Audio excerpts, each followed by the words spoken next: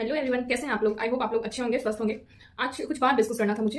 Actually हम लोग क्या है ना कि मैं एक यूपीएससी एस्पिरेंट हूँ और ऐसे बहुत सारे एस्पिरेंट हैं। जैसे कोई एसएससी की तैयारी करता है, कोई यूपीएससी की तैयारी करता है और बाहर रहकर पढ़ाई करता है, तो वो यूनिवर्सिटी में एडमिशन नहीं ले पाता है, जैसे मेन कैंपस में एडमिशन नहीं ले पाता है, तो वो प्राइवेट कॉलेज में एडमिशन ले लेता है कि उसे डेली क्लास ना करना पड़े और वो जाके एग्जाम दे और उसका अच्छा रिजल्ट बन जाए और देन आफ्टर ग्रेजुएशन वो अपना सारा अटेम्प्ट दे, उसको जिसको एसएससी देना है, सीडीएस देना है, यूपीएससी देना है। तो हमारे साथ ऐसा क्या हुआ कि हम लोगों ने भी ऐसा ही किया, प्राइवेट कॉलेज में एडमिशन दिया और फर्स्ट ईयर के फर्स्ट सेमेस्टर में हम लोग की 2 सब्जेक्ट में बैक लग गया। तो ऐसा हम लोग को लगा कि यहाँ हम लोग पढ़े नहीं थे, हम लोग में कमी है, तो हम लोगों ने उसका बैक दिया। सेकंड ईयर में भी ऐसा हुआ कि किसी ना किसी एक सब्जेक्ट में बैक लग रहा था, हम लोग उस बैक के लूप में फंसे जा रहे थे। कभी तो ऐसा भी हो जा रहा था कि बैक दिया, उसके बाद भी बैक पे बैक दे रहे हैं, मतलब वो भी क्लियर नहीं हुआ।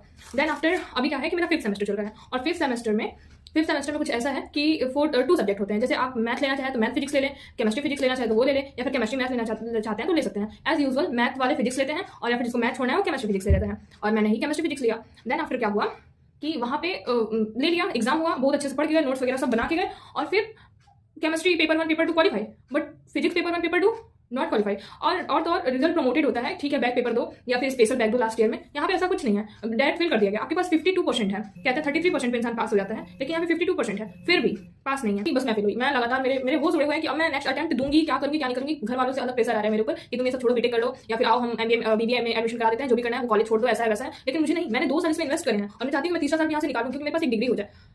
हम समझ नहीं पा रहे कि हमारे साथ ये हो क्या रहा है। ईयर बैक लग जाएगा, वो डिग्री में सो होगा। हमारे करियर के साथ इतना खिलवाड़ क्यों? ठीक है, आपको पैसे जुटाने हैं, आपको जो करना है अपने कॉलेज चलाइए, प्रॉपर कॉलेज चलाइए, आप एजुकेट कीजिए बच्चों को। आप क्लास चला नहीं रहे हैं, आपको किसी से कोई मतलब ही नहीं है, आप ग्रुप में डाल दे रहे हैं क्लास चलेगा, क्लास जाओ, वहाँ पे कोई इंफ्रा नहीं है, कुछ नहीं है। ऐसे ही पुराने जमाने के टेबल है, चेयर है, रूम है, फैन है और टीचर बोल रहे हैं क्लास में, पूछ रहे हैं, कुछ सुनाई नहीं दे रहा है। आपके पास ढंग का माइक नहीं है, आप हमसे हमेशा पैसे लेते हैं। आप साल में 2 सेमेस्टर कराते हैं, 2 सेमेस्टर का पैसे ले रहे हैं प्रॉपर, आप एग्जाम कंडक्ट कराते हैं, आप उसके पैसे ले रहे हैं, तो हमारे पैसे जा कहाँ रहे हैं? मतलब पागल बन रहे हैं हम लोग। और मिडिल क्लास फैमिली वाले बच्चे ही कैसे कॉलेज में एडमिशन लेंगे? बहुत बड़े बड़े बच्चे, बड़े घर के बच्चे तो आगे लेंगे नहीं। सबका भुगतान हम ही लोग क्यों करें? तो ये सब नतीजे को देखते हुए हम लोग पहुंचे हैं कि अब हम लोग कल जाएंगे, उनसे बात करने, प्रोटेस्ट करने। लगभग 100 बच्चे हम लोग के पास हैं और बाहर से बच्चे आएंगे और ये लोग मतलब 1 बाय 1 सबका रिजल्ट शो करा रहे हैं, एक साथ नहीं करा रहे हैं कि सब भड़क जाएंगे।